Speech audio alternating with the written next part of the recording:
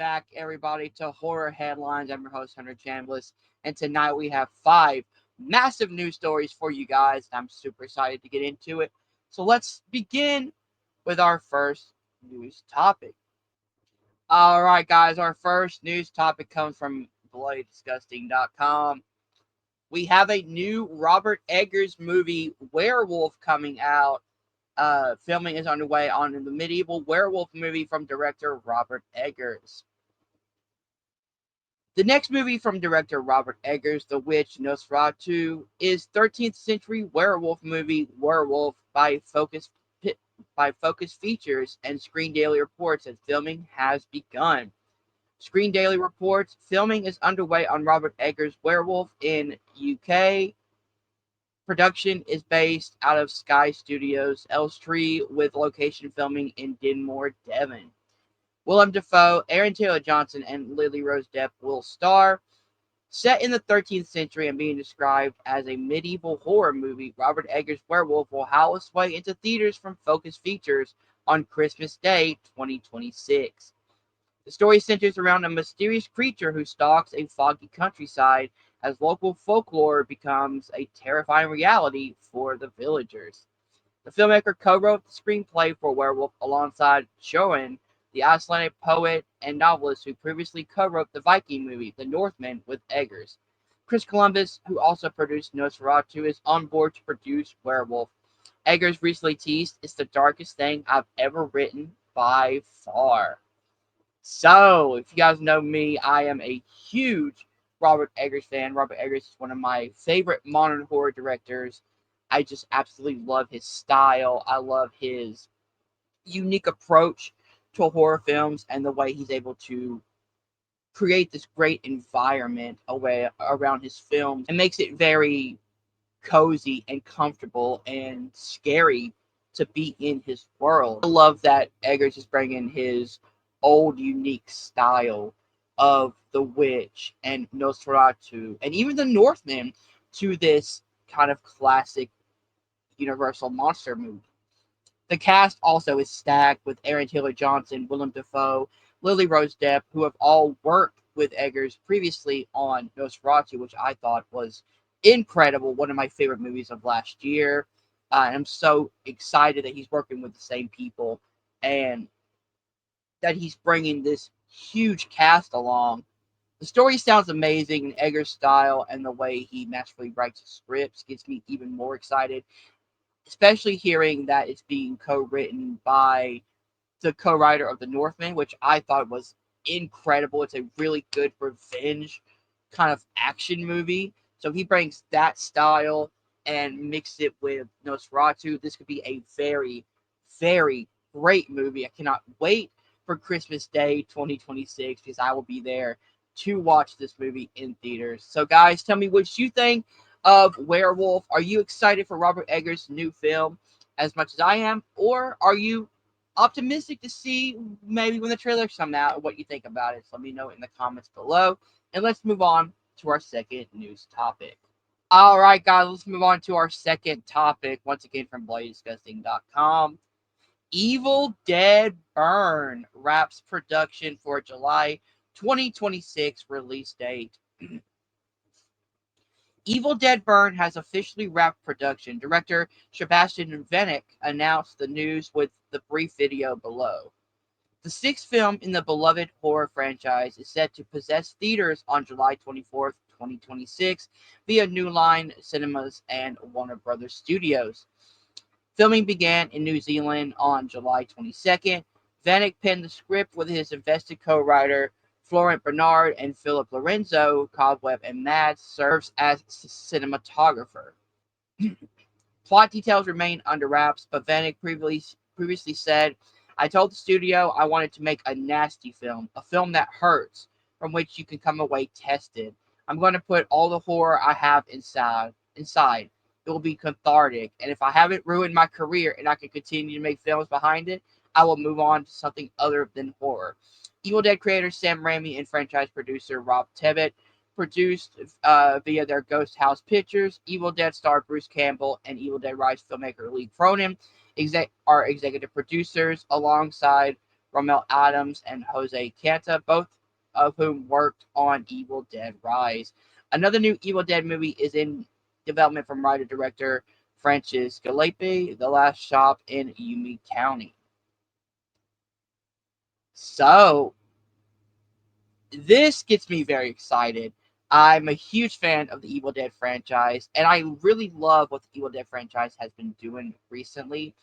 I love that they have been allowing new and up and coming directors to work on a franchise that has a name value, but make it its own. That's what Sam Raimi did with the original. He took an idea and really made it his own.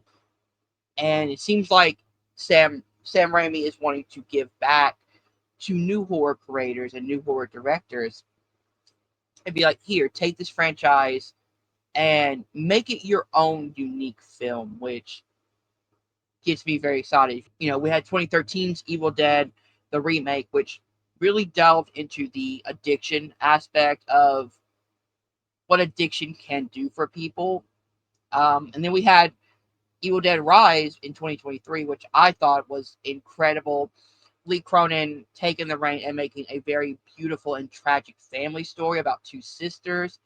But now we are getting the director of Infested, Sebastian Vanek, who wants to make an Evil Dead movie that harkens back to the roots of what Evil Dead was, which is a very nasty, a very gut wrenching movie series.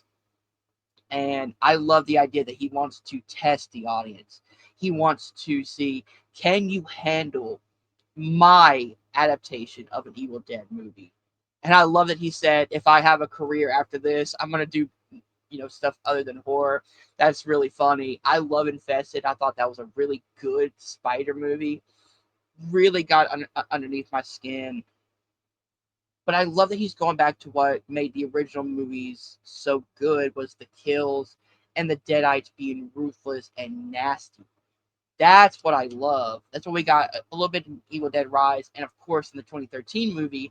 But I want something nasty. I want something almost on the level of Terrifier, where like people are walking out or people are being sick, because you can have a really good balance of a great movie that people want to watch, but it tests their limits. That's where horror is really good, in my opinion. So, guys, what do you think about Evil Dead Burn? I'm super excited for it. Are you super excited for it? Let me know in the comments below. And what do you guys think of the way the Evil Dead franchise is going? I love that it's setting up new directors to give their own spin on a massively named franchise. So let me know what you think in the comments below. Let's move on to our next topic. All right, guys, our third news topic is this: Mortal Kombat 2 gets another release date. It wasn't long that Mortal Kombat 2 was dated for a theatrical release on October 24th of this year, but the film was recently bumped all the way to May 15th of next year. That massive 7-month move was likely to better position for the film to make a bigger impact at the pre-summer box office in 2026. And now even that date has shifted, but only a little bit this time. The good news, we're actually getting Mortal Kombat 2 a little bit earlier than expected next year. The big screen sequel will now release only in theaters on May 8th, 2026. Simon McCoy returns to direct the seat for next year's Mortal Kombat 2, which will feature a screenplay by Jeremy Slater, The Exorcist, and Moon Knight. Mortal Kombat 2 is rated R for strong bloody violence and gore and language. From New Life Cinema comes the latest high-stakes installment in the blockbuster video game franchise. This time, the fan-favorite champions are now joined by Johnny Cage himself, are pitted against one another in the ultimate no-holds-barred gory battle to defeat the dark rule of Shao Kahn that threatens the very existence of Earthrealm and its defenders. All right, guys, I am super excited for this movie. I really loved 2021's Mortal Kombat. I thought it was fun, had amazing kills, and did its best to stay true to the characters of the games. If you look at the opening, which I thought was incredible with Sub-Zero and Scorpion and their history, I know a lot of people didn't like the Cole character. I am okay with having a character be the audience's eyes into this new world. Maybe they went a little too far with this Chosen One story that we see all the time, but overall, I thought that movie was really fun, really exciting, and probably the truest form to a Mortal Kombat movie we have, even though I really love the original movie.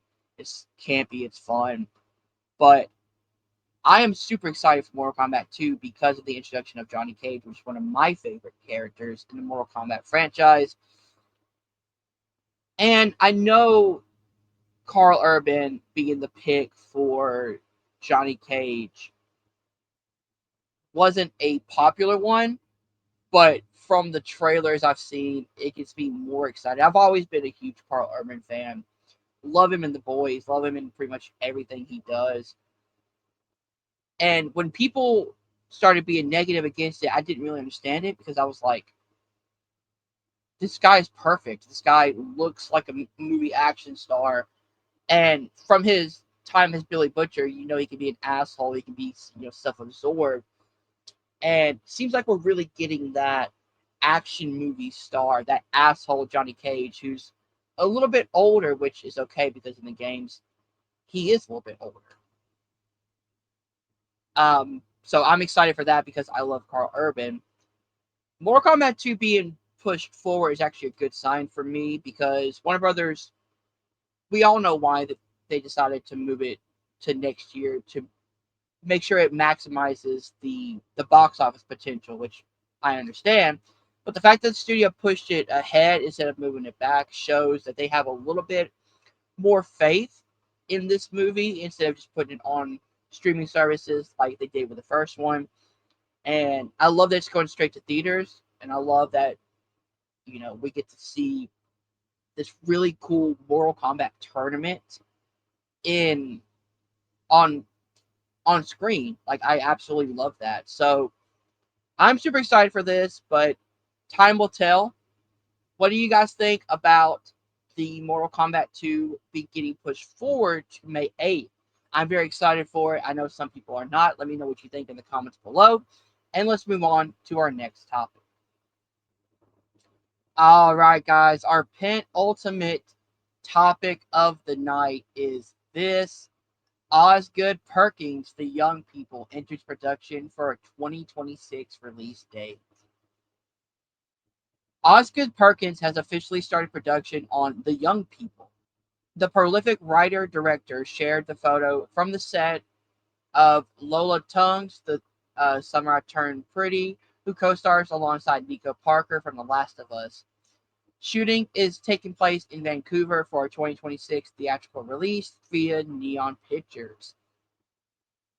Plot details are being kept under wraps per usual, but the script image below mentions the old ones, leading to speculation of a Lovecraftian horror movie.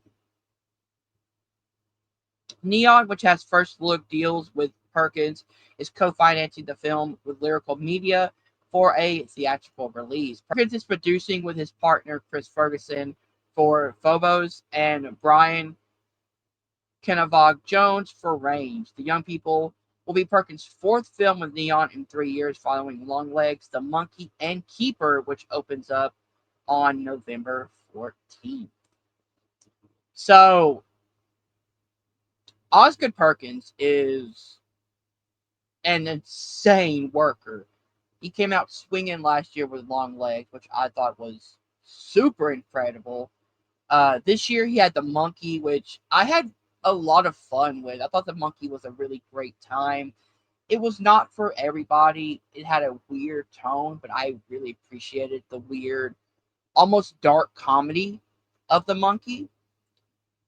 And this year, again, we're getting The Keeper, which looks incredible.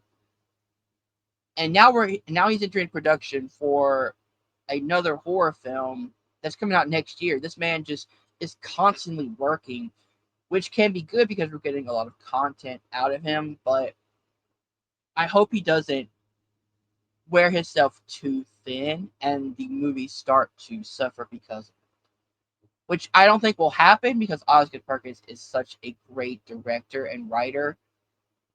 But if he keeps up this schedule, he could burn himself out. There are rumors, as you heard in the article, that this could be a Lovecraftian film, and if that's the case, that gets me super excited because I love the style of a Lovecraftian horror film and like the way that you can mess around with camera angles and colors and saturation. I think it's really, really cool. And to have a director like Osgood Perkins who brings such a unique style to every single one of his films, making an adaptation of that gets me very excited. So, guys, what do you think of Osgood Perkins, the young people entering production for a 2026 release? Is Osgood Perkins wearing himself too thin, or are you excited because I, just like me, I love Long Legs, I love the monkey. Keepers looks incredible. Let me know what you guys think in the comments below, and let's move on to our final topic. All right, guys, our last topic is a really interesting one. Guillermo del Toro expresses interest in making his own Phantom of the Opera movie. The classic Gaston Leveque novel, The Phantom of the Opera, has been adapted countless times over the years. Even Robert Englund has played the Phantom back in the 1980s. And we may sometimes see and we may someday see Guillermo del Toro put his own spin on the tale. Not anytime soon, he makes clear in a new conversation with Inverse, but it's clearly something that's on his mind. It's such a classic tale, but I would do it differently, Del Toro explained to the outlet when asked which classic monster he'd be interested in bringing to the screen in the wake of Frankenstein. I have a couple ideas, but for now, I'm going into crime and stop motion. There was a time when Del Toro nearly linked up with Universal to reimagine their iconic Universal monster properties. But when that failed to come together, he instead made his own official Creature from the Black Lagoon movie with The Shape of Water. He ended up winning several Oscars in the process and next turned his attention to Frankenstein. Guillermo del Toro's Frankenstein, which may also find itself in the Academy Awards conversation next year, is now playing in selected theaters, with more locations being added soon. Following its big screen run, the film comes exclusively to Netflix on November 7th. Del Toro's future plans, as he notes in the chat with Inverse, do indeed include a new stop-motion venture with Netflix while he teases that he embarks on a new phase of his career. I feel like I need a change, Del Toro admits. All right, so a lot of interesting stuff in that topic. I absolutely love the idea that Del Toro is adapting more of these Universal monster movies. As I said, he did Creature from the Black Lagoon with Shape of Water, which I thought was incredible. I have seen nothing but great things about his Frankenstein movie, including the trailers that look super interesting, super stylistic in that Del Toro way. And now hearing that he wants to make a Phantom of the Opera movie, that's very interesting to me because you can go a lot of different routes with the Phantom of the Opera.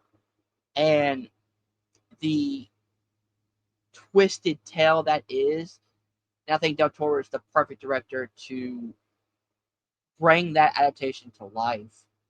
I love that he wants to make it his own as well. He's never been somebody who wants to follow a certain formula.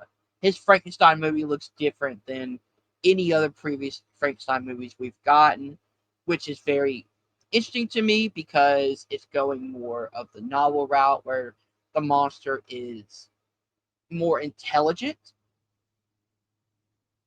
And I love that he's not following the same formula. He's taking his own ideas and creating a world that really feels lived in. And that's what Del Toro does very well. He gives you this unique world that you want to just spend a lot of time in. And if he does that with Phantom of the Opera, that's very interesting. I love that he wants to kind of make a change and go into more crime and stop motion movies, but I hope he returns to horror because his style and substance really makes horror his new horror movies worth watching. They feel like an event. So, guys, what do you think about Del Toro expressing interest in a Phantom of the Opera movie? Are you excited for Frankenstein just as I am? And what is your favorite Del Toro horror film? Let me know in the comments below. Guys, that has been the end of your horror headlines for this week. Thank you so much for watching. Thank you so much for continuing to watch the videos and watch the shorts and just continue to interact with the channel. It really means the world to me. Go check out Chad's review for the Black Phone 2 up on our shorts page right now. And we will be we will be starting to do more of the out of theater reactions for you guys. So let me know what you guys think of that down below. Thank you guys so much for watching. If you did enjoy this, please hit that like button and subscribe to Welcome to Prime Time. And remember, stay scared.